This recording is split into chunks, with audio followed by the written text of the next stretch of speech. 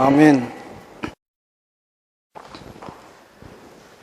예, 아름다운 찬양을 해주신 우리 집사님들 감사합니다. 이 시간은 그 세 천사의 기별과 하나님의 인이라고 하는 제목을 가지고 우리 성경 본문 말씀 요한계시록 14장 6절에서 12절에 나오는 이 세 천사의 기별, 이 역사적인 그 세 천사의 기별은 여러분들이 많이 들어왔습니다. 1844년 10월 20일 이후로 윌리엄 밀러가 전했던 그 세 천사의 기별, 그 당시에 또 참 많은 개신교인들이 이 기별을 재림운동을 또 거절하고 또 바벨론이 무너졌다고 한 그 지나간 역사가 있었죠. 근데 오늘 우리가 다뤄야 될 이 중요한 기별은 여러분과 저 개인에게 적용되는 이제 세 천사의 기별과 우리의 구원 문제입니다. 이걸 화이프인이 지금 초기 문집에서 지금 잘 설명을 좀 하고 있습니다. 자, 이 세 천사의 기별을 우리는 현대 진리라고 또 이야기를 하죠. 이 시대 소망 634페이지 보시면 에녹, 노아, 아브라함, 모세들이 각각 저희 시대에 알맞는 진리를 전파한 것처럼 지금 그리스도의 종들은 이 시대에 대한 특별한 경고를 바랄 것이다. 그랬습니다. 이 현대 진리는 여러분들이 각 시대마다 그 당시에 살던 사람들에게 하나님께서 그들의 구원을 위한 특별한 메시지를 따로 주었습니다. 우리가 아는 대로 우리 시조 아담과 하와에게는요, 선악과를 따먹지 말라. 그것이 그 당시의 현대 진리였습니다. 우리하고는 완전히 다르죠.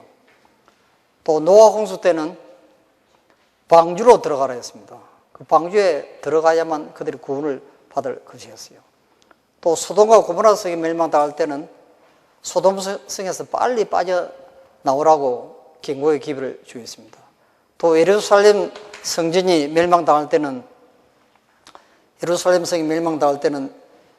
로마 군대가 예루살렘 성을 포위하는 것을 보고도 너희들은 빨리 그 성에서 도망을 치라고 또 그 당시에 살아남을 수 있는 소위 현대 진리를 주었죠. 이 마지막 시대에 역시 예수님의 재림이 갖고 온 이 마지막 시대에 우리에게 주신 이 기별이 바로 세 천사의 기별인 것입니다. 이것을 우리는 초기 문제 63페이지에 현대 진리라고 이야기합니다. 하나님의 말씀 속에는 귀중한 진리가 많이 들어있다. 그러나 오늘날 양떼들에게 필요한 것은 현대 진리이다 했습니다. 나는 기별자들이 현대 진리의 핵심에서 벗어나 양떼를 결합시키고 영혼들을 성화시키는 일에 적합지 않은 주제들을 강조할 위험을 보았다. 이 각 시대마다 그 당시에 살던 사람들에게 적합한 현대 진리들을 하나님께서 선지자를 통해서 그 메시지를 주시고 그 기별에 순종하는 사람들이 구원을 받도록 하였습니다. 독일의 마틴 루터가 기별을 전했던 그 당시는 오직 믿음으로 말미암아 기별을 주었죠. 그 당시는 참 이 로마 천주교에서 그들이 이제 구원을 받기 위한 하나의 그 당시의 현대 진리는 루터가 전했던 오직 믿음으로 하는 그 현대 진리였습니다. 이 루터가 종교 개혁을 하고 난 뒤 소위 존 웨슬레나 요한 웨슬레나 이 감리교회는 믿음만 아니라 성화가 우리에게 필요하다. 거듭나야 우리가 구원을 받지. 그냥 믿는다고 구원을 받는 것이 아니다. 그렇게 해가지고 보다 더 차원 높은 현대 진리가 또 전파되었습니다. 성화 문제를 거룩하고 우리는 경건하고 성화되어야 된다. 그걸 강조한 소위 이 감리교회가 또 시작된 역사를 우리는 또 잘 알고 있습니다. 또 성결교회도 나타났죠. 우리의 품성은 거룩하게 변화되어야 된다. 그 당시에 또 현대 진리들이었습니다. 그런데 이 마지막 시대는 예수님 바로 재림 직전에 우리에게 주신 이 진리는 세 천사 기별입니다. 그래서 지금 초기 문제 256페이지에 보시면 나는 세 단계로 되어 있는 첫째, 둘째, 셋째 천사의 기별을 보았다. 나와 함께한 천사가 말했다. 이 기별들의 1.1핵이라도 더하거나 빼는 자에게는 화가 있을 것이다. 이 기별들을 올바르게 이해하는 것은 매우 중요한 일이다. 여기 원문에는 very vital이라는 단어를 사용합니다. 생명하고 똑같다는 것입니다. 이 진리를 이해하느냐 이해하지 못하느냐에 따라서 우리 운명이 죽고 사느냐가 결정되어 있다는 것입니다. 달려있다는 것입니다. 모든 영혼들의 운명은 이 기별을 받아들이는 태도에 달려있다는 것입니다. 그러나 이 기별이 너무 중요한 것이죠. 이 마지막 시대에는 여러분들이 예수님의 재림을 준비하는 이 마지막 시대에는 이 세 천사 기별을 올바로 이해해야 여러분들이 구원을 받을 것인지 받지 못할 것인지 결정이 되는 것입니다. 오늘 이 시간 이 문제를 다루겠습니다. 같은 책 256페이지 셋째 천사의 기별을 받아들인 자들 중 많은 사람들이 그 전에 전했던 두 천사의 기별을 체험을 하지 못하겠다 그랬습니다. 사단은 그것을 알고 그의 악한 눈을 그들에게 돌려 저들을 넘어뜨리려 하였다. 그러나 셋째 천사는 저들을 지성소로 향하게 하였으며 과거의 기별들의 경험을 가진 자들은 그들에게 하늘 성소의 길을 가르쳐 주었다. 여러분 여기 보시면 그 전에 전했던 두 천사의 기별을 체험하지 못했다고 되어 있습니다. 셋째 천사의 기별을 받아들인 자들 중 여러분 셋째 천사의 기별이 무엇입니까? 짐승의 피를 받지 말라고 하는 이 말씀은 안식일을 기억하여 거룩히 지키라는 것이 셋째 천사의 기별입니다. 그러니 이 셋째 천사의 기별을 받아들인 자들 중에서 수많은 사람들이 그 전에 전했던 첫째 천사 기별과 둘째 천사 기별을 체험을 하지 못했다고 지금 이야기했죠. 이것을 사단이 알고 그들을 넘어뜨리려고 지금 준비하고 있다. 지금 그런 내용입니다. 자, 이 말씀이 무슨 뜻인지 이제 자세하게 우리가 다시 공부를 해보시겠습니다. 이 첫째 천사 기별을 보시면 또 보니 다른 천사가 공중에 날아가는데 땅에 가는 자들 곧 여러 나라와 족속과 방언과 백성에게 전할 영원한 복음을 가했더라. 그가 큰 음성으로 가로되 하나님을 두려워하며 그에게 영광을 돌리라. 이는 그의 심판하실 시간이 이르렀음이니 하늘과 땅과 바다와 물들의 그늘을 만드신 이를 경배하라 하더라.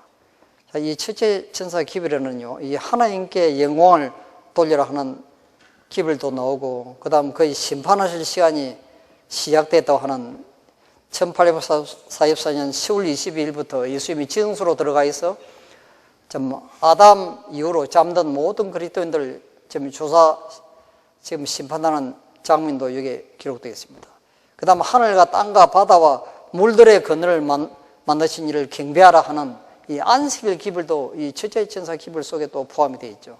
그런데 이 전체적인 기별 가운데 가장 중요한 이 핵심적인 이 엘렌 화이트이 지금 말씀하고자 하시는 이 첫째 천사의 기별은 바로 뭐냐면 하나님께 영광을 돌리라 하는 기별입니다. 하나님께 영광입니다. 이 하나님께 영광을 돌리라고 하는 이 기별의 핵심이 무엇이냐면 이 출애굽기 33장 18절에 모세가 가로되 원컨대 주의 영광을 내게 보이소서. 여호와께서 가라사대 때 내가 나의 모든 선한 형상을 네 앞으로 지나게 하고 여호와의 이름을 네 앞에 반포하리라.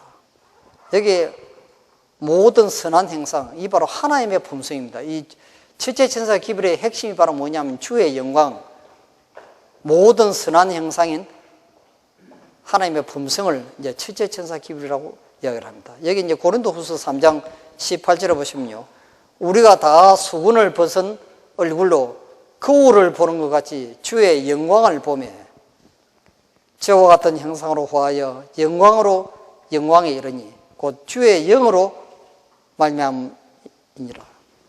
여기 주의 영광은 그 영어 성경에 보면 the glory of Lord, the character, 여기 이제 하나님의 품성입니다. 주님의 품성을 주의 영광이라고 이야기를 하는 것이죠. 우리 원고 1894년 그 10페이지에 그 말씀이 있습니다. 영광이란 무엇인가? 이 바로 하나님의 품성을 영광이라 하는 것입니다. 만약 우리들의 믿음으로 하나님께 점점 더 가까이 가고자 한다면 그분께서는 우리들에게 그분의 품성인 그의 영광을 나타내고자 할 것이다. 아시겠습니까? 이 첫째천사 기별의 핵심은 하나님의 영광, 하나님의 품성인 것입니다. 여러분, 이 하나님의 품성이 이 열천에 비유해 보시면 이 구원받지 못한 이 미련한 청인들에 대해서 이야기했죠. 저들은 하나님의 품성을 연구하지 아니한다고 나와 있습니다. 우리 어제 저녁에 배웠죠. 하나님의 품성에 대해서. 이게 첫째 천사 기별입니다. 그래서 이 믿음으로 말미암아 의의 기별의 핵심이요, 이 하나님의 품성, 그리스도 우리의 의로 구성되어 있습니다. 여러분, 그리스도 우리의 의가 무엇입니까? 이 하나님의 품성인 것입니다.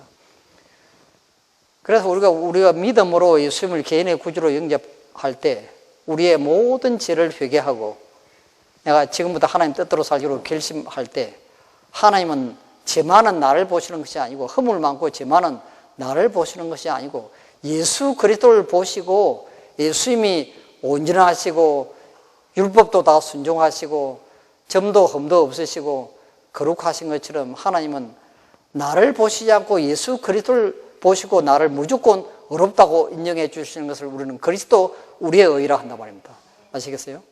그러니까 우리가 믿음으로 그 의를 받아들이는 것입니다. 우리가 이 믿음으로 의를 받아들이는 것은 우리가 죄를 미워하고 죄를 회개할 때 그리스도 우리의 의가 우리에게 입혀지는 것이죠. 그래서 우리 이 하나님의 품성을 연구하지 아니하면 우리가 예수님의 품성을 알지 못하기 때문에 우리가 예수님처럼 변화될 수 없는 것입니다. 그러니까 평생을 교회에 나와도 이 하나님의 품성을 연구하지 않기 때문에 믿지 않는 사람이나 믿는 사람이나 전혀 구별이 없고 변화가 없는 것입니다. 자, 그래서 여기 이제 실물교훈 437페이지 늦은비가 무엇인가 여기 나와 있습니다. 세상의 빛을 마지막 자비의 빛, 이게 무엇입니까? 큰 해친가 늦은비죠. 곧 세상에 전파되어야 할 마지막 긍휼의 기별은 하나님의 사랑의 품성을 세상에 드러내는 것입니다. 이게 바로 첫째 천사 기별인 것입니다. 이게 성령을 통해서 나타나는 것입니다. 하나님의 사랑의 품성이 첫째 천사 기별이라고 말합니다. 아시겠어요? 하나님의 자녀들은 하나님의 영광을 드러내야 한다. 그들은 저희의 생애와 품성을 통하여 죄를 위하여 행하신 하나님의 은혜를 나타내야 한다. 의의 태양 광선이 선행 곧 진실한 말과 거룩한 행실을 통하여 비춰지도록 되어 있다. 여기 교회정은 6권 401페이지도 보시면 그리스도를 사랑하고 우리의 형제를 사랑하면 우리가 예수님과 함께 있어 그분에게서 배웠다는 것을 이 세상에 증거할 것이다. 그때 새 천사의 기별은 큰 소리로 퍼져나갈 것이며 온 세상은 주의 영광으로 빛날 것이다. 이게 얼마나 정확합니까? 이 첫째 천사 기별의 핵심이 바로 하나님의 영광, 하나님의 품성, 하나님의 사랑이 온 세상에 전파되는 것. 이것이 바로 새 천사 기별의 핵심인 것입니다. 그럼 우리 교인들이요, 다른 것으로 유명하면 안 되고 이것으로 유명해야 됩니다. 우리 품성이 개신교인들이나 천주교인이나 믿지 않는 사람 봐도 품성에 있어서 거룩하고 이기심 없고 사랑으로 충만해야지. 그래 해야만이 하나님의 영광을 받으시는데 우리가 고춧가루 안 먹고 고기 안 먹는다고 이것으로 유명한 것이 아니고 우리에게 중요한 것은 이 새 천사 기별의 핵심은 바로 하나님의 영광인 것입니다. 하나님의 품성과 하나님의 사랑이 온 세상에 이제 전파되는 것이죠. 물론 우리가 음식물이나 시골 생활이나 이런 것은 우리가 예수님의 품성을 닮아가는데 거룩한 수단과 도구들이 되기 때문에 그것도 다 중요한 것입니다. 그런데 그거는 중요하지 않다고 하는 것이 아닙니다요. 이런 것들은 우리가 참 예수님의 품성을 닮아가는데 너무나 중요한 또 역할을 하는 것입니다. 우리 본교 성경주 6권 1091페이지에 주님께서는 나에게 당신의 백성들의 주의를 고린도전서 13장으로 돌이키도록 요구하신다. 이 장을 날마다 읽어라. 이게 무슨 장입니까? 사랑의 장이죠. 사랑은 오래 참고 사랑은 온유하며 투견한 자가 되지 아니하며 사랑은 자랑하지 아니하고 교만하지 아니하고 무리에 행치 아니하고 나 자신의 유익을 구하지 아니하고. 저는 처음 교회에 들어와서 이 고린도전서 13장이 너무너무 저는 감동적이고 너무 좋아서 제가 이 교회적은 오근에 와이프니 추석해 놓은 그 사랑의 장을요, 제가 노트에 그걸 얼마나 정성을 들여서 제가 기록하면서 저는 이 와이프니 하신 이 말씀을 저는 지금도 잊어버릴 수가 없습니다. 이 장을 날마다 읽고 명상하라 했습니다. 그래서 이 고린도전서 13장에 나타나 있는 그 하나님의 품성하고 내 품성이 무엇이 차이가 있는지, 무엇이 다른지를 명상하면서 기도하고 회개하라고 이야기했습니다. 그대의 심령 속에 그것이 가르치는 그 교훈을 명심하게 하라. 그리스도와 같은 사랑은 하늘나라에서 태어난 것임을 배우라. 그것 없이는 다른 모든 자격들이 무가치한 것임을 알라. 이게 얼마나 중요한 말씀입니까요? 자, 여기 화이번이 고린도전서 13장을 이제 주석을 하시는데 그 일부입니다. 여기 168페이지 보시면 그가 아무리 공언한다 할지라도, 내가 아무리 예수를 믿는다고 공언한다 할지라도 그의 마음이 하나님과 자기 동료들에 대한 사랑으로 젖어 있지 않은 사람은 그리스도의 제자가 아니라는 것입니다. 우리가 다른 사람들에게 친절하고 동정적이고 온유하고 겸손한 그 품성을 사람들에게 나타내지 아니하면 그거는 전부 가짜고 하나님의 자녀가 아니라는 것입니다. 이거 얼마나 참 중요한 말씀입니까요? 비록 그가 큰 믿음을 가지고 있고 기적을 행사할 수 있는 능력을 가지고 있다 할지라도 사랑이 없으면 아무 소용이 없는 것이다. 그런 위대한 관대함을 과시할 수 있을지 모른다. 그의 열성으로 그는 순교자의 죽음까지 할지도 모른다. 그러나 만약 사랑이 부족하다면 하나님께서는 그를 기만당한 광신자나 야심만한 위선자로 간주할 것이다. 요즘 최근에도 중국의 그 위인이라고 하는 그 지하교회 지도자 그 이야기가 참 세계적인 베스트셀러로 좀 많이 팔리고 또 감동을 일으키고 있습니다. 그분에게서 얼마나 많은 그 현대판 사도행전처럼요 그런 기적이 일어나고 있죠. 뭐 이 교도소 담을 참 새처럼 그냥 날아서 이제 뛰어넘는 장면이며 온 그 죄수들이 그냥 몸이 옮아가지고 죽을 지경인데 자기는 전혀 그런 현상이 또 나타나지도 않고 또 뭐 그가 맞아가지고 막 무릎 뼈가 다 부서졌는데도 그냥 삼중으로 된 그 감옥을 탈출하는 장면이며 또 남의 여건을 가지고 지금 독일까지 또 비행기를 타고 날아가는 모든 장면들이 전부 순간순간 기적에서 기적으로 이제 일어나고 있는 사건들을 이제 볼 수 있습니다. 이 동네에서 저 동네로 또 전도하러 가는데 빌립처럼 2시간 이상 걸려야 될 그 먼 거리를 불과 몇 분 안에 또 거기에 도착하는 장면들요. 그런 참 위대한 그 마치 순교자처럼 지도자처럼 그렇게 이제 그 활동하는 모습들을 봅니다. 그런데 지금 하나님께서 이제 보시는 제일 중요한 이 기별의 핵심은요.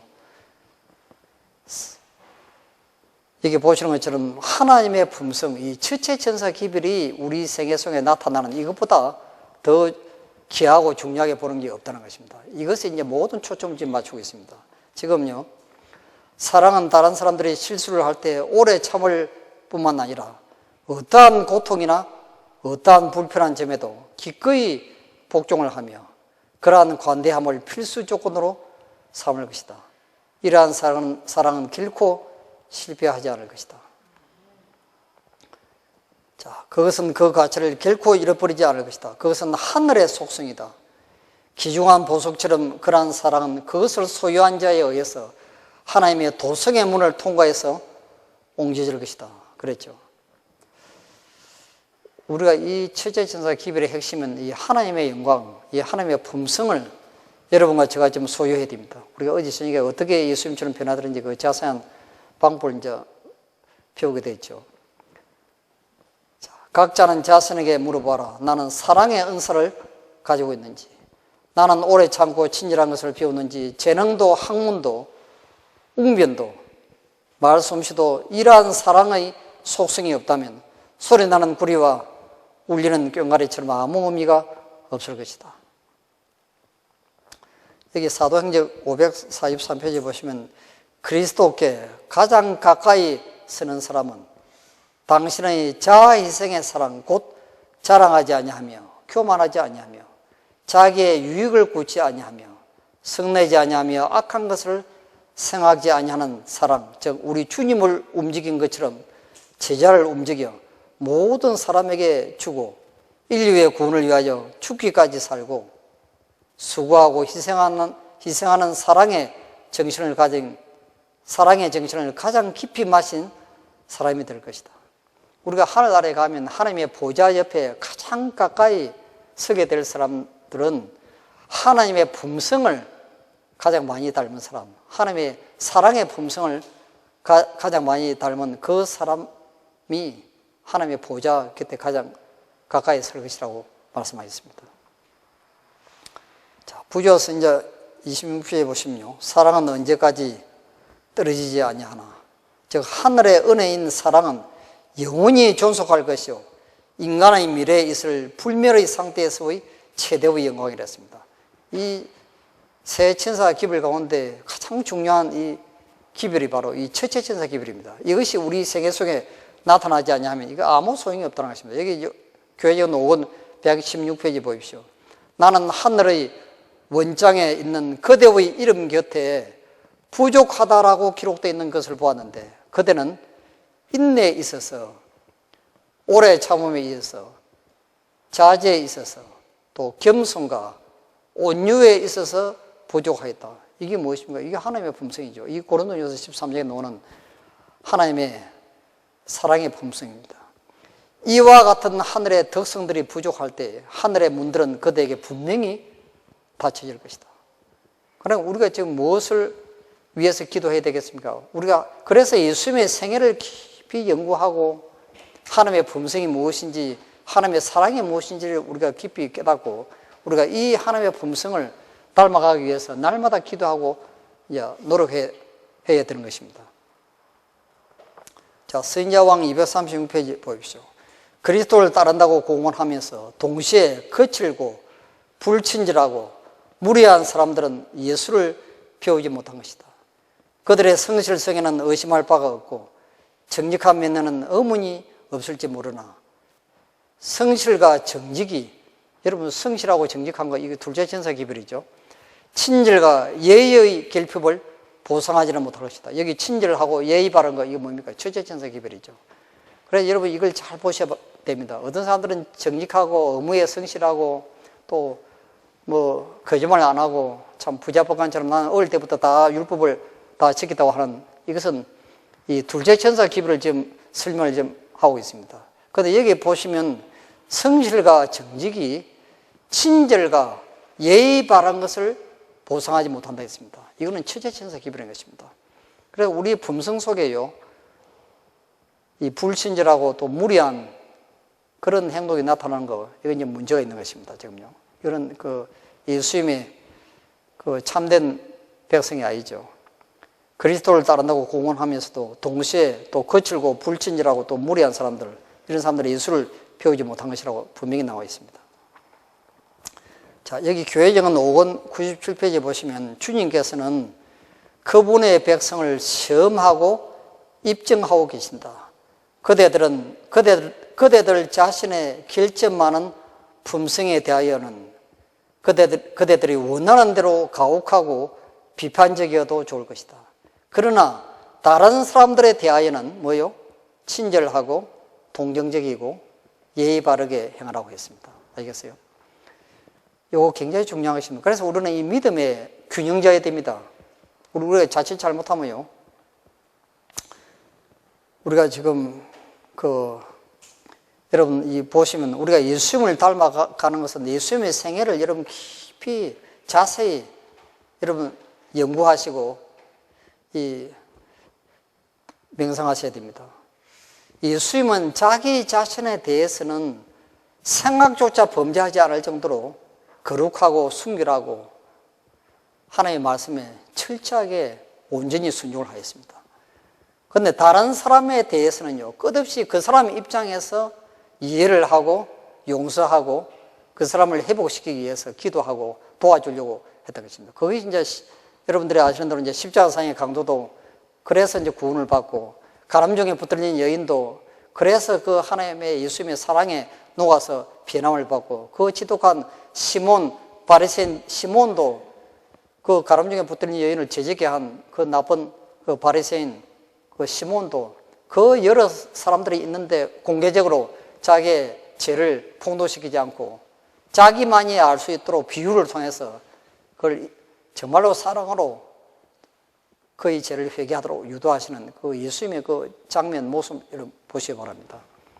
그래서 이 치료봉사에 보시면요, 우리가 허물 많고 죄 많은 그 인생들에 대해서 그 사람이 태어나서 지금까지 살아온 배경을 당신이 이해할 수만 있다면 그 사람을 충분히 그럴 수밖에 없다고 하는 그 사실을 인정하고 이해할 수 있을 것이라 했습니다. 그래서 그 사람들에 대해서는 우리가 참 관용과 또 용서와 기도를 통해서 어떻게 해서든지 죄 가운데 빠져있는 그 절망적인 영혼을 하나님의 사랑으로 회복시켜서 구원을 받도록 우리가 도와줘야 될 것이라고 이야기했습니다. 이거 굉장히 중요한 것입니다. 우리가 자칫 잘못하면요, 자기 자신에 대해서는 그 동정이 많고 관용하면서도 다른 사람에 대해서는 또 비판적이고 그렇게 그 냉정하게 대할 수 있죠. 이런 것들은요, 예수님의 품성하고는 지금 거리가 먼 것입니다. 물론 우리가 엘리야처럼 바른 기별을 전파하는 것은 우리가 이제 진리를 바로 이야기를 해야죠. 그런데 우리가 이제 이 사람들을 이렇게 대할 때는 굉장히 대상에 따라서 이제 조심해야 된다는 겁니다. 우리가 이제 베드로 같은 그런 제자들은 예수님이 얼마나 가혹하게 심지어는 사단아 물러가라 하고 그렇게 해도요, 베드로가 어디 물러갔습니까요? 그러니까 기별을 받아들일 준비가 되어 있는 사람에게는 예수님은 얼마나 가혹하게 또 냉정하게 또 곧바로 이 기별을 전합니다. 그런데 가룟유다 같은 경우는 전혀 기별을 받아들일 준비가 되어 있지 않은 것입니다. 그럴 경우에는 예수님이 그 영혼에 대해서 오래오래 참으시고 제일 마지막 순간까지 최후의 만찬 자리에서 마지막으로 유다의 죄를 폭로시킵니다. 그 시대 소망이 얼마나 자세하게 이렇게 또 기록되어 있죠, 보면. 그럼 우리가 이 대상에 따라서 다르다는 것입니다.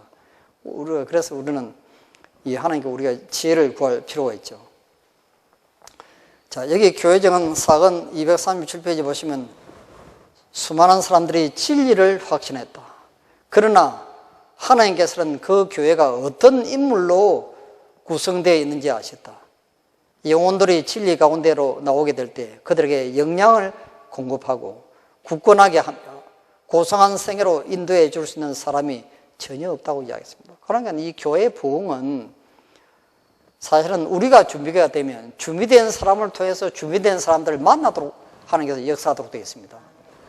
이 교회의 부흥은 내가 하는 것이 아닙니다. 이거는 하나님의 소관인 것입니다. 우리는 하나님께서 쓰시는 거룩한 도구들이죠. 그런데 많은 사람들이 자기는 준비되지 못하고 내가 하나님 사업을 마치 도와주는 것처럼요, 이리 뛰고 저리 뛰고 뭐 열심히 전도한다 하지만 또 하나님께서 보시기에는 완전히 이제 하나님의 계획은 우리의 생각하고 완전히 다른 것입니다. 지금 이걸 우리가 잘 아실 필요가 있죠. 교회적은 6권 371페이지에 보면 주님께서는 결코 회심의 체험을 갖지 않은 교인들과 한때는 회심했으나 뒤로 물러간 이들 때문에 수많은 영혼들을 진리 가운데로 이끌기 위하여 지금 역사하지 않으신다.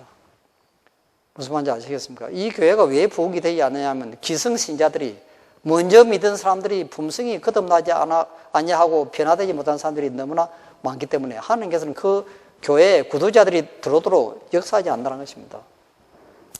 제가 옛날 그 중동교회에 있을 때요, 장로교회 한 권사님하고 성경 공부를 하면서 거의 침례를 받도록 되어 있습니다. 그런데 그 집사님이 침례 받기 바로 전 안식날 꿈을 꿨습니다. 하나님께서 보여주신 꿈이었어요. 그분이 우리 교회를 예배 드리기 위해서 와서 보니까 그 교회 입구에 큰 어떤 그 키가 큰 어떤 거인이 자기를 가로막고 서서 그 교회 안으로 들어오지 못하도록 그 문을 지키고 있는 모습을 보게 되었습니다. 그래서 자기가 이제 예배를 드리고 싶은데 교회 안으로 들어올 수는 없고, 그래서 이제 바깥을 빙빙 돌아다니면서 이제 창문을 통해서 이제 그 예배 보는 장면을 이제 보게 됐다는 겁니다.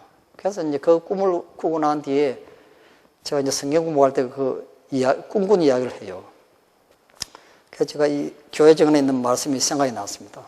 주님께서는 결코 회심의 체험을 갖지 않은 교인들과 한때는 회심했으나 뒤로 물러간 이들 때문에 뭐 완전히 도루묵이죠. 뒤로 물러가면.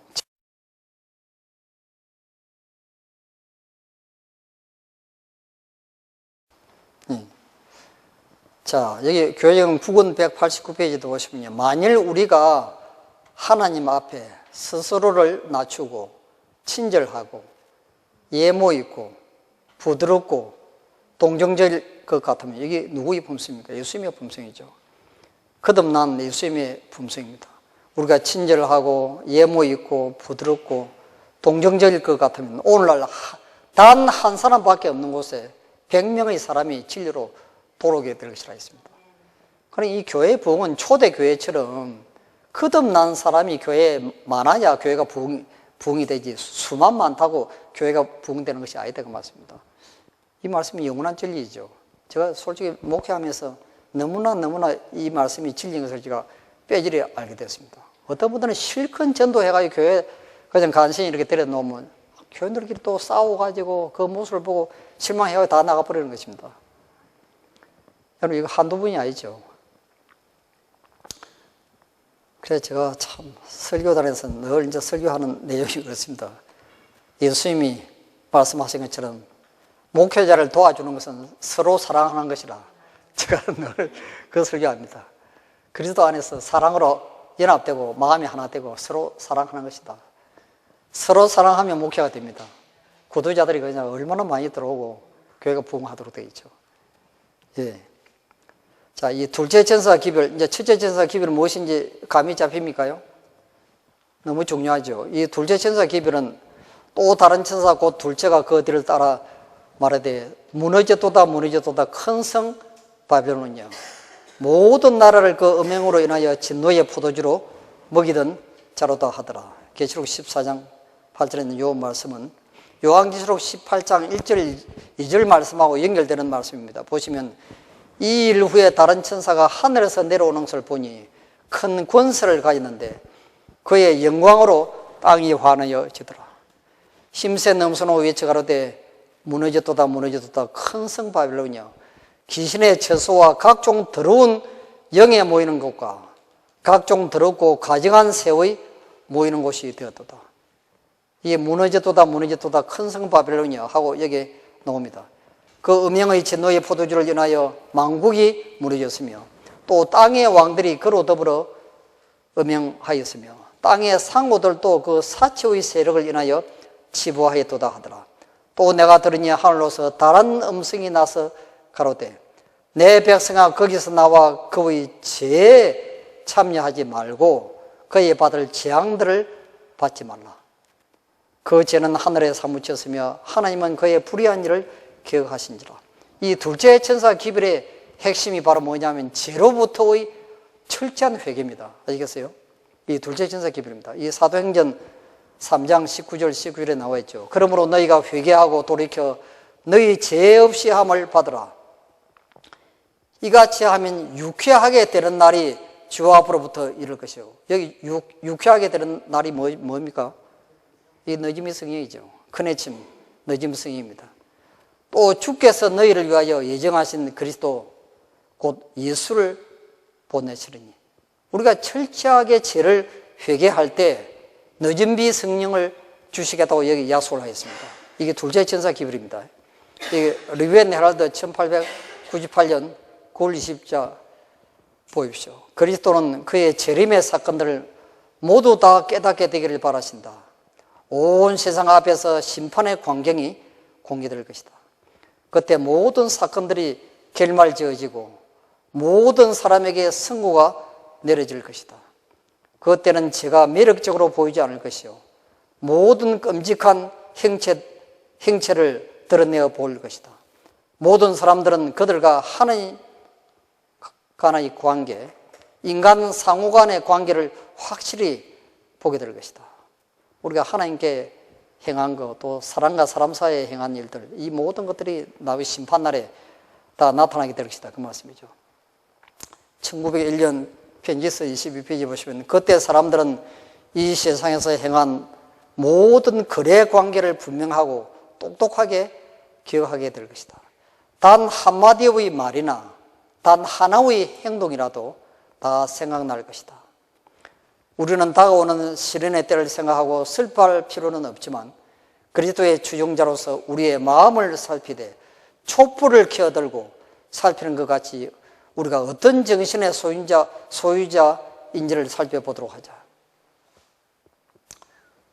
그 리비안 헤럴드 1891년 9월 21일자에는 하늘의 책에는 우리의 생애가 마치 사진 감광판에 투사된 사진처럼 정확하게 투사된다. 우리는 우리가 행한 일에 대하여 책임을 져야 할 뿐만 아니라 하지 않고 방치해둔 일에 대해서도 책임을 져야 한다. 개발시키지 않은 품성과 이용하지 않은 기회들에 대해서도 책임을 져야 할 것이다. 자, 각시대 대징도 488페이지 보시면 하늘의 책들에는 각 사람의 이름 아래 온갖 악한 말, 모든 이기적인 행위, 온갖 의무태만, 모든 은밀한 죄, 모든 기만 등이 무섭게 정확히 기록되어 있다.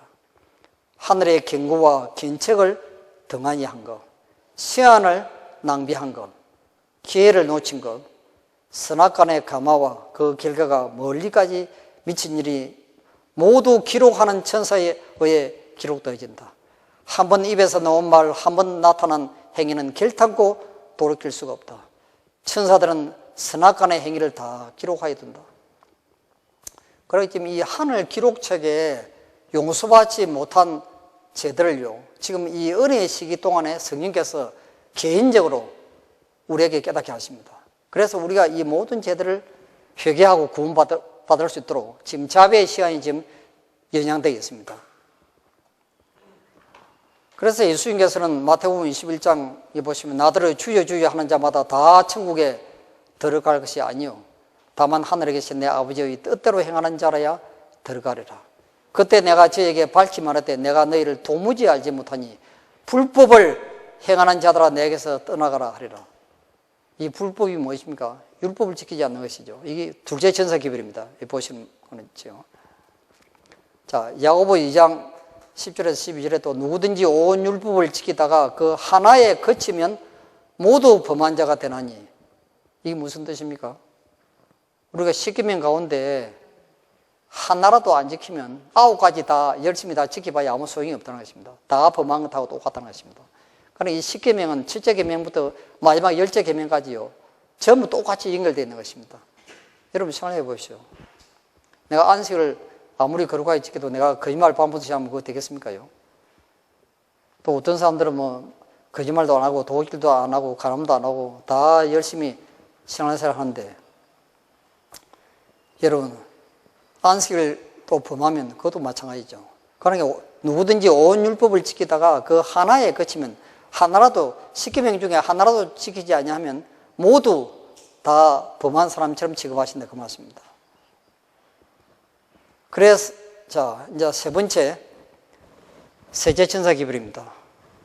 다른 천사 곧 셋째가 그 뒤를 따라 큰 음성으로 가로되 만일 누구든지 짐승과 그의 우상에게 경배하고 이마에나 손에 표를 받으면 그도 하나님의 진노의 포도주를 마시리니 그 진노의 잔에 섞인 것이 없이 부은 포도주라. 거룩한 천사들 아까 어린 양 앞에서 불과 유황으로 고난을 받으리니 그 고난의 연기가 세대토록 올라가리로다. 짐승과 그 우상에 경배하고 그 이름의 표를 받는 자는 누구든지 밤낮심을 얻지 못하리라 하더라. 여기 짐승의 표가 뭡니까? 예, 일요일을 예배드리는 것이죠. 일요일을 경배하는 것이 바로 짐승의 표입니다. 그러나 이 세제천사 기별의 핵심은 안식일을 기억하여 거룩하게 지키라는 것입니다. 이게 세제천사 기별의 핵심입니다. 자, 세제천사 기별의 핵심은 바로 안식일을 기억하여 거룩하게 지키라는 것이죠. 이게 이제 하나님의 인입니다. 지금 보시는 것처럼. 자, 그래서 이 목사들에게 보내는 증언 133페이지에 보시면 여호와는 주일 중 첫째 날을 지킴으로 짐승이나 그의 표를 경배하는 특별한 무리를 보라는 음성을 들었다. 지금 이 제7일 안식일이 토요일인 것을 모르는 사람들이 너무너무 많습니다. 믿지 않는 사람들은 말할 필요도 없고요. 지금 천주교인이나 또 개신교인들 중에서도 토요일이 제7일 안식일인 거 모르는 사람들이 너무 많습니다. 그런데 이제 앞으로 이것이 전 세계적인 이슈가 됩니다. 이제 신세계 정부가 들어서고 이제 로마 교황이 전 세계 종교를 하나로 만듭니다. 그게 바로 일요일 날 예배 드리도록 하는 것입니다. 이때가 되면 제7일 일요일을 경배를 드리지 아니하고 예배를 드리지 않고 제7일 안식일을 지키는 사람들에게 이제 핍박이 이르러 오게 됩니다. 이때 온 세계가 매스컴을 통해서 이제 말하자면 감옥에서 또 재판정에서 이제 증인으로 이제 많은 사람들이 거기 불려가서 자기가 믿는 신조를 발표하도록 하고 그때 하나님을 알지 못하던 사람까지 이 제7일 안식일이 바로 이슈가 되고 십계명에 나타나 있는 제7일 안식일이 오늘날 일요일이 아니고 토요일인 것을 온 세상 사람들이 다 이제 공개적으로 알게 되는 것입니다. 그때 수많은 양심적인 천주교인들 중에서 또 개신교인 중에서 심지어는 불신자들 가운데서도 제7일 안식일이 바로 십계명에 나타나 있는 안식일인 것을 깨닫고요. 그때 하나님의 백성들은 이제 이 계명에 순종하기 위해서 이제 개종을 하게 되죠. 이것이 마지막 이제 우리 앞에 있는 그런데도 이 안식일이 전 세계에 공포되었는데도 불구하고 끝까지 일요일을 지키고 안식일을 거부하는 자들에게는 전부 짐승의 표를 받고 이제 구원을 받지 못하도록 되겠습니다. 이게 마지막 이제 우리 앞에 다가오는 사건입니다. 자, 시대 소망 283페이지. 그러나 안식일을 거룩히 지키기 위해서는 사람들 자신이 거룩하게 되어야 했다. 그들은 믿음으로 말미암아 이게 나오죠. 우리가 믿음으로 구원을 받는다 말이 이 말입니다. 믿음으로 말미암아 그리스도의 의에 참여하는 자가 되어야 하겠다. 자, 우리가 어제 저녁하고 아까 오전 시간에 이 믿음으로 말미암아 의의 기별이 무엇인지 여러분 자세히 배웠죠. 어제 저녁에는 우리가 믿음으로 말미암아 의의 기별의 핵심이 바로 예수 그리스도와 살아있는 관계를 유지하면서 매 순간 매 시간 날마다 하나님과 교통하면서 예수님을 닮아가는 것, 예수님과 함께 있는 것을 설명드렸습니다. 그 다음 조금 전에 시간에는 뭘 했습니까? 우리가 하나님의 말씀을 철저하게 순종하고 굴복하는 것이 믿음으로 말미암아 의의 기별의 핵심이라고 이야기했습니다. 이 두 가지를 순종하는 사람들에게는 틀림없이 그 사람 생애 속에 품성 속에 예수님과 같은 거룩한 경건한 품성이 나타나도록 되어 있습니다. 그 사람들이 안식일이 거룩한 것처럼 거룩한 안식일을 지킬 때 그 사람 이마에 하나님의 인을 받도록 되어 있는 것입니다. 이것이 바로 세천사 기별의 바로 핵심입니다. 지금요. 안식일을 기억하여 거룩히 지키라는 명령이 이스라엘 이스라엘에게 내려졌을 때 여호와께서는 또한 그들에게 너희는 내게 거룩한 사람이 될지니라고 말씀하셨다. 그 출애굽기 20장 8절, 22장 31절 그 말씀이 있죠. 이렇게 되어야만이 안식일은 이스라엘을 하나님의 경배자로서 구별을 할 수가 있었다. 여러분 그 시대 소망 그 야곱의 우물가에 찾아온 사마리아 여인한테 예수님이 말씀하시면서 뭐 예루살렘 성전도 말고 거리낌 산에서 세운 성전도 말고 성령으로 신령과 진정으로 하나님께 예배 드리는 날이 올지냐 하면서 그 말씀을 하시면서 사람이 거듭난 사람이 예배를 드려야 하나님께서는 그 사람의 예배를 받아주시지 거듭나지 않는 사람의 예배는 하나님이 받으시지 않는다는 것입니다. 그건 예배가 아니라는 것입니다. 그러나 우리가 이 안식일에 예배 드리기 위해서 이 교회에 올 때는 우리 품성이 하나님의 품성을 닮아서 거룩하고 경건해야만이 그 안식일이 거룩한 안식일이 되는 것이지 나는 변화되지도 못한 사람이 교회만 앉아있다고 그 예배를 하나님께서 받아주는 것이 아니라는 것입니다. 그건 거룩한 예배가 아니라고 이야기했습니다. 자, 여기 우리 본교 성경 주석 우리 사근 1161페이지입니다. 이 화이트폰이 주석을 한 것이죠. 하나님의 인은 눈에 보이는 어떤 표나 인이 아니라 진리 안에 굳게 서는 것을 의미하는 것으로. 여기 진리 안에 굳게 선다는 말씀은요, 이 굳게 선다는 말씀은 그 원문에 보면 그 세틀다운이라는 단어를 씁니다. 이건 바로 뭐냐면 집을 지을 때, 여러분 집 처음 지을 때 그 세멘트로 이렇게 처음 기초 공구를 쳐죠. 그런데 그 세멘트가 처음에 금방 이렇게 세멘트 몰탈 해가지고 이렇게 해놓으면 그 글씨를 쓰면 글씨가 나타나고 이리저리 움직이고 하지만도 하룻밤만 딱 지나면 굳어져가지고 꼼짝도 안 하죠. 그런 상태를 진리 안에 굳게 쓴다고 하는 것입니다. 이거는 무엇을 의미하느냐 하면 지적으로 영적으로 진리 안에 굳게 서서 지적이란 말은 이론적으로 알고 있는 하나님의 말씀을 날마다 생활에 실천함으로 행동이 반복이 되면 습관이 되고 습관이 반복이 되면 무의식적으로 품성으로 나타나는 상태를 화이트보이는 영적이라고 표현을 하고 있단 말입니다. 아시겠어요? 그러니까 자기가 이론적으로 알고 있는 하나님의 말씀을 습관적으로 매일 반복해서 순종할 때 그것이 행동이 반복이 되고 행동이 반복이 되면 또 나중에 습관이 되고 습관이 반복이 되면 나중에 품성으로 나타나서 자기가 무의식적으로 품성이 나타나는 것입니다. 이것을 진리 안에 굳게 서는 이것을 하나님의 인이라고 한다 그 말씀입니다. 아시겠어요? 이게 무슨 말인지 이해가 되십니까? 이해가 잘 안 되시는 모양이네요. 가만 보니까. 그 예수님은 하나님의 인을 받은 사람이죠. 예수님은 품성 가운데 하나의 특징이 바로 용서입니다. 용서. 그래서 이 창세기에 보시면 아담과 하와가 범죄하고 난 뒤에 저녁 서늘한 시간에 내려오셨습니다. 에덴 동산에. 왜 아침에 안 내려오시고 밤중에 안 내려오시고 저녁 서늘한 시간에 내려오셨습니까? 그 옛날 그 D.L. 무디 목사님이 그 주수한 그 말씀에 보시면 참 감동적인 장면이 나옵니다. 그 저녁 서늘한 시간은 범죄한 아담과 하와를 심판하고 형벌을 주기 위해서 분노한 모습으로 나타나신 시간이 아니고 옛날 고대 이스라엘 분들이 양을 잡는 저녁 서늘한 시간은 용서와 사랑과 자비와 구원을 가지고 내려온 시간이라고 했습니다. 그게 예수님의 생에서 나타난 하나님의 품성이었습니다.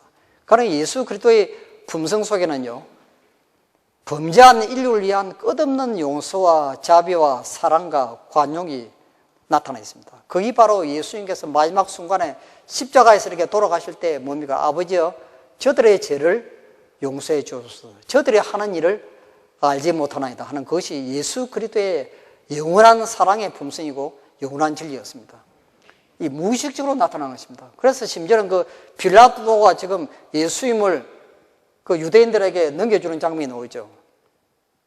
그때 그 예수님은 빌라도를 또 지금 동정하는 장면이 나옵니다. 너가 나를 유대인에게 넘겨준 그 죄가 더 큰 것이 아니고 나를 배신한 유대인들의 죄가 너보다도 더 크다고 하면서 그 마지막 순간까지 그 빌라도를 옹호하고 동정하고 도와주는 장면이 나옵니다. 또 예루살렘을 십자가를 지시고 이 골고다 언덕을 올라가는 장면인데 그 예루살렘의 그 여자들이 예수님을 얼마나 빨아가면서 통곡을 하고 눈물을 흘리면서 그때 예수님이 무슨 말씀하셨습니까? 나를 위해서 울지 말고 너와 너희 자녀들을 위하여 울라 하면서 오히려 그들 입장에서 또 동정하는 장면이 옵니다. 그 갈바리 십자가에서 골고다 언덕을 갈바리 십자가를 지고 골고다 언덕을 올라가시고 마지막 순간까지 십자가에서 매달려서 돌아가실 때도 아버지여 자기를 핍박하고 모욕하고 참 그렇게 잔인하게 구는 그 원수들을 향하여 아버지여 저들의 죄를 용서해 주옵소서 하는 그 기도를 들을 때 옆에 있던 강도가 감동을 받아가지고 자기 죄를 순간에 회개하는 장면이 나오죠. 거의 바로 전부 그 장면들입니다. 전부요. 그러니까 이 예수님은 죽어가는 죄인을 향해서 마지막 순간까지 구원을 받을 수 있는 희망을 주시고 사랑으로 그들을 회개시키려고 노력하는 것입니다. 이것이 예수님의 생애에서 나타난 굉장히 중요한 두드러진 하나님의 품성인 것입니다. 이것이 바로 하나님의 인인 것을 여러분 아셔야 됩니다. 여기 호세아 7장 8절에 보시면요. 에브라임이 열방에 혼잡되니 저는 곧 뒤집지 않은 전병이로다. 뒤집지 않은 전병이 영어에 보니까 뭡니까? 반점 익은 빵. 여러분 반점 익은 빵 여러분 먹을 수 있습니까? 이거 먹으면 배탈 나죠. 아예 처음부터 먹으면 안 됩니다. 그럼 우리 품성이 반쯤 익어서 되겠습니까? 여러분 생각해 보십시오. 우리 품성이 변화되려면 아주 확실하게 거듭나고 근본적으로 확실한 변화가 일어나지 않냐면 이 에브라임이처럼 하나님께서 보시기에는 반쯤 익은 빵처럼 본다고 합니다. 이건 하늘나라에 못 들어가는 것입니다. 자, 문제가 있는 것이죠. 자, 교회적은 이건 정언보감 이건 67페이지에 보시면요. 안식일을 지키노라고 공언하는 모든 자들이 인을 받지는 못할 것이다. 아시겠어요? 다른 사람에게 진리를 가르치는 자들 가운데도 이마에 하나님의 인을 받지 못할 자들이 있다. 이거는 목사 저까지 포함됩니다. 진리를 가르친다고 또 안식일을 지킨다고 구원을 받는 것이 아니라 말입니다. 안식일을 지키노라고 공언하는 모든 자들이 인을 받지 못할 것이라 했습니다. 왜 그렇습니까? 자, 내가 보니 보라 어린 양이 시온산에 있었고 그와 함께 14만 4천이 있었는데 그 이마에 어린 양의 이름과 그 아버지의 이름을 쓴 것이 있도다. 계시록 14장 1절이죠. 이 사람들은 어린 양이 어디로 인도하든지 따라가는 자며 자, 여기 계시록 15장 3절에도 하나님의 종 모세의 노래 어린 양의 노래를 불러 가로되 여기 어린 양의 이름 아버지의 이름이라는 말씀이 나옵니다. 이 살아계신 하나님의 이는 품성이 그리스도를 닮은 자들에게만 쳐질 것이다. 그리스도를 통하여 죄를 이긴 자의 이마에는 그리스도의 이름과 하늘 아버지의 이름이 기록되어 있다. 구약에서 이름을 뜻하는 히브리어 셈은 때때로 품성이라는 의미로 사용되며 인격 자체와 거의 동의어이다. 그들이 이마에 인을 만다고 말하는 것은 그들의 정신이 전적으로 하나님께 바쳐 있기 때문이다. 그러니까 이 이마에 어린 양의 이름이 기록되어 있다는 말씀은 그들의 품성이 예수님처럼 변화되어 있기 때문에 그런 말씀을 하였다 그 말씀입니다.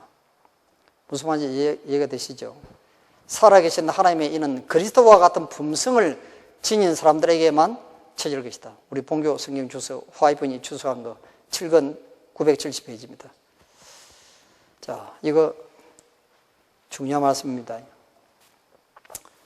그래서 시대소방 724페이지 보시면 빌라도는 예수님을 고소하는 사람을 쳐다보고 그 다음에 날카로운 시선으로 예수님을 바라보았다.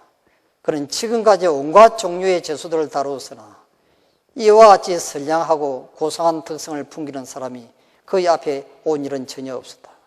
그런데 예수님의 얼굴에서 죄의 흔적이나 두려워하는 표정이나 완고하거나 도전적인 태도를 찾아볼 수가 없었다. 그는 정숙하고 정교한 태도를 지닌 사람, 죄인의 흔적이 없는 하늘의 특징, 이게 바로 하나님의 인입니다. 그렇죠? The signature of heaven, 이게 하늘의 인이죠. 하늘의 인을 지닌 사람을 보았다. 그러니까 하나님의 인이란 말은 예수님의 품성을 나타내는 것입니다. 온유하고 겸손하고 순결하고 사랑이 넘치는 그 예의 바른 그 하나님의 품성을 하나님의 인이라고 설명했습니다. 살아계신 하나님의 인을 받은 자들만이 거룩한 도성의 문들을 통하여 들어갈 수 있는 통행증을 가질 것이다. 그러나 하나님의 사악과 관계를 맺고 큰 책임을 가지고 있으면서도 마음을 다 바친 신자가 아닌 사람들이 많이 있다. 그들이 이런 상태에 그대로 남아있는 동안에는 살아계신 하나님의 인을 받을 수가 없다. 그들은 자신의 의를 의지하고 있다. 이 본교성경 주석 7권 907페이지 아시겠습니까? 우리가 마음을 하나님께 온전히 바치지 아니하면요, 우리 품성이 절대로 예수님처럼 변화되지 않도록 되겠습니다. 무슨 말씀인지 이해가 되십니까? 우리 마음을 하나님께 온전히 바친다는 뜻이 무슨 뜻입니까? 하나님께서 무슨 말씀을 하시든지 그 말씀대로 순종하는 것입니다. 여러분, 원수를 사랑하라면 사랑해야죠. 용서를 해야죠. 거짓말 하지 말라면 거짓말 안 해야 되는 것입니다. 그렇죠? 우리 안식일 기회가 거룩하게 지키라 하면 금요일 저녁부터 우리가 해질 때까지 안식일 지키는 거, 하나님 말씀에 순종해야 되는 것입니다. 세상과 육체와 마귀를 이긴 자들은 살아계신 하나님의 인을 받을 기쁨을 입을 자들일 것이다. 그 손이 깨끗지 못하며 그 마음이 순결하지 못한 자들은 살아계신 하나님의 인을 받지 못할 것이다. 우리 목사들에게 보낸 적은 445페이지에 맞습니다. 또 교회적 5권 207페이지에 보시면 저들 자신들의 영적인 타락에 대해서 슬퍼하지도 않고 다른 사람들의 죄악을 보고 울지 아니하는 자들은 인을 받지 아니한 채로 있게 될 것이다. 우리가 예수님 안에 있으면요, 날이 갈수록 나 자신의 부족과 허물이 점점 더 많이 나타나게 됩니다. 그러니까 우리가 더 깊고 깊은 회개가 나오도록 되어 있죠. 그단 죄 짓는 다른 사람들을 위해서는 그 사람들이 죄악 가운데 죽어가는 모습을 볼 때 우리 마음이 가슴이 너무나 아파서 그들을 위해서도 우리가 기도해야 된다는 것입니다. 그 말씀입니다. 그렇죠? 이게 예수님의 품성입니다. 교회적인 상권 267페이지에 보시면 진리의 순결한 표를 받은 사람들은 벼옷을 입은 사람으로 나타난 성령의 힘에 의해 표를 받은 자들로서 저들은 교회 안에서 행하여지고 있는 모든 가정한 일로 인하여 탄식하며 우는 자들이다. 저들은 죄악이 관영함에 대해 슬퍼하고 탄식하며 우는 자로 묘사되어 있다. 우리가 이 교회를 위해서 여러분 기도해야 됩니다. 우리 지도자를 위해서 기도하고 우리가 참 구원받을 우리 또 백성들을 위해서 우리가 기도해야죠. 우리가 그들을 비난하고 하는 거 보아도요, 그들을 위해서 우리가 기도하고 그들도 구원받도록 우리가 도와줘야 됩니다. 그요. 자, 이제 결론을 내리겠습니다. 초기 문제 262페이지에 나오는 세제 천사의 기별을 받아들인 자들 중 많은 사람들이 그 전에 전했던 두 천사의 기별을 체험하지 못했다. 자, 이게 무슨 말인지 이제 윤곽이 드러납니까? 전에 전했던 두 천사의 기별이 무엇입니까? 첫째 천사의 기별, 하나님의 품성이죠. 하나님의 사랑의 품성이 나타나야 되고, 그 다음 둘째 천사의 기별이 무엇입니까? 모든 죄로부터 철저한 회개입니다. 우리가 거짓말을 하지 말라, 도둑질을 하지 말라, 우리가 율법을 순종하는 거, 모든 죄로부터 철저한 회개, 둘째 천사 기별이죠. 그래서 이 첫째 천사 기별과 둘째 천사 기별을 체험을 하지 못했다는 말은 첫째 천사 기별을 또 순종 안 하고, 그다음 나는 경험도 없고 하나님의 품성도 나타나지 아니하고 마음의 사랑도 없고 거짓말도 밤도 취하고 이렇게 하면서 안식일만 기억하여 교회만 왔다 갔다 한다고 구원받겠는가 하는 것입니다. 이게 아니라는 것입니다. 그 말입니다, 지금. 그래서 세제 천사 기별을 받아들인 자들 중 많은 사람들이 그 전에 전했던 두 천사의 기별을 체험하지 못했다. 사단은 이것을 알고 그의 악한 눈을 그들에게 돌려 저들을 넘어뜨리려고 하였다. 그러나 셋째 천사는 저들을 지성소로 향하게 하였으며 과거의 경험을 가진 자들은 그들에게 하늘 성소의 길을 가르쳐 주었다. 자, 아시겠죠? 많은 사람들이 세 천사의 기별 가운데 있는 완전한 진리의 연기를 보고 여기 뭐라 했습니까? 순서대로라고 되어 있습니다. 순서대로. 아시겠어요? 이 순서대로란 말이 무엇이 제일 첫 번째입니까? 첫째 천사 기별. 하나님의 사랑이 제일 중요하다는 것입니다. 우리 하나님의 품성이 먼저 나타나야 되고, 그 다음 둘째 천사 기별, 두 번째가 모든 죄로부터 철저하게 회개하라는 것입니다. 이 둘째 천사 기별이죠. 순서대로 절거히 받아들여 믿음으로 예수님을 따라 하늘 성소로 들어갔다고 했습니다. 이게 하나님의 인이고 마지막 구원인 것입니다. 이것들을 증거하신 이가 가라사대 내가 진실로 속히 오리라 하시거늘 아멘. 주 예수여 오시옵소서. 주 예수의 은혜가 모든 자들에게 있을지어다. 아멘. 예. 요한계시록 22장 20절 21절 나왔습니다. 여러분 정말로 예수님의 재림을 준비하시길 원하십니까? 정말로 우리의 죄를 회개하고 예수님의 품성을 닮아가기를 원하십니까? 예. 그런 분들이 제7일 안식을 지키게 될 때 하나님이 우리 이마에 영원한 하나님의 인을 지게 될 것인데 그게 바로 어린 양의 이름입니다. 그 이름이 하나님의 품성을 닮은 사람, 그 사람이 하나님의 인을 받고 14만 4천인에 들어가고 나중에는 아마 죽음을 보지 않고 하늘로 승천하는 그 에녹과 같은 그런 이제 무리에 속하게 될 것입니다. 우리 모두 우리 주께서 이 땅에 오실 때 한 번도 빠지지 아니하고 꼭 하늘나라에서 예수님과 함께 영원히 행복하게 살게 되시길 간절히 빌겠습니다. 예.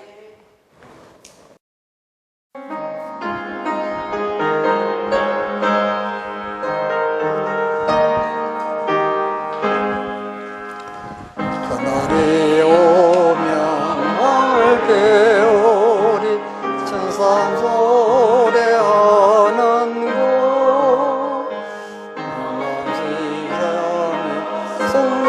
성령왕년에 주왕 살리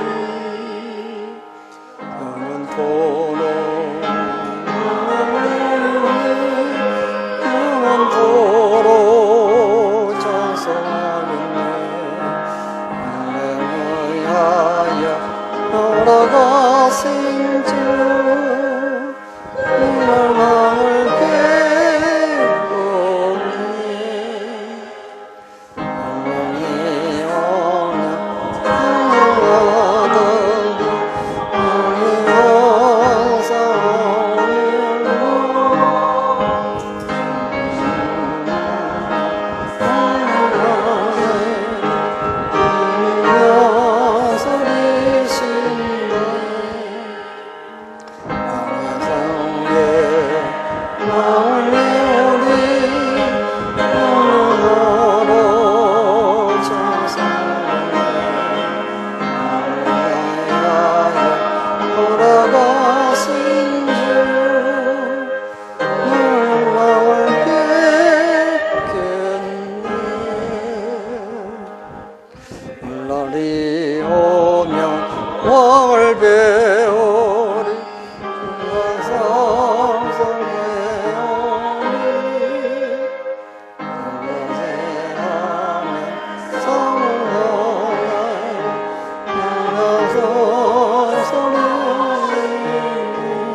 영원히 왕을 배우리 기도하겠습니다.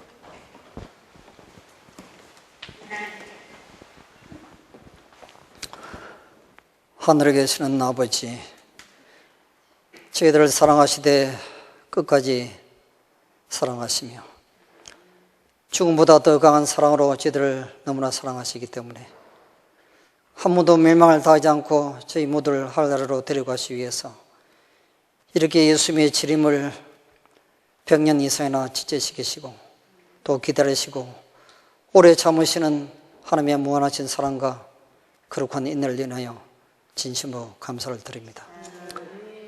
하루를 천년같이 천년을 하루같이 기다리시고 또 기다리시며 마치 금년에 열매가 맺지 아니하면 다음 해로 또 미루시고 또 기다리시고 하시는 하나님의 은혜를 생각할 때 주님 너무나 감사합니다. 주님 이 시간 우리 주께서 오실 재림의 징조들이 너무나 많이 지금 일어나고 있습니다.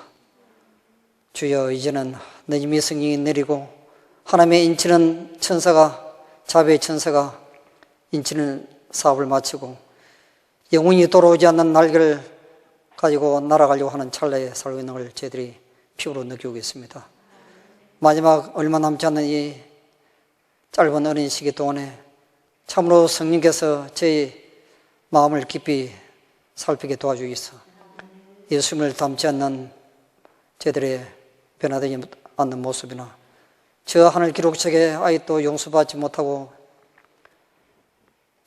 지지 않은 우리의 모든 허물과 죄들을 낱낱이 다 기억나게 도와주기 위해서 철저하게 주님 앞에 우리의 모든 허물과 죄들을 자복하고 마지막 하나님의 거룩한 인을 받아 우리 모두 꼭 하늘에서 영원히 살도록 축복하여 주시옵소서.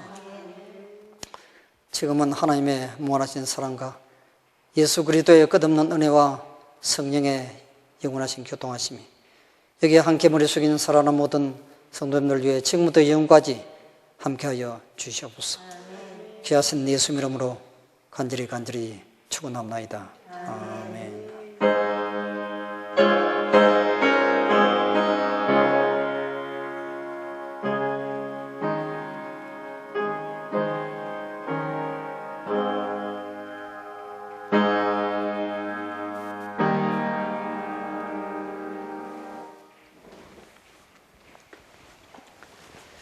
네, 감사합니다.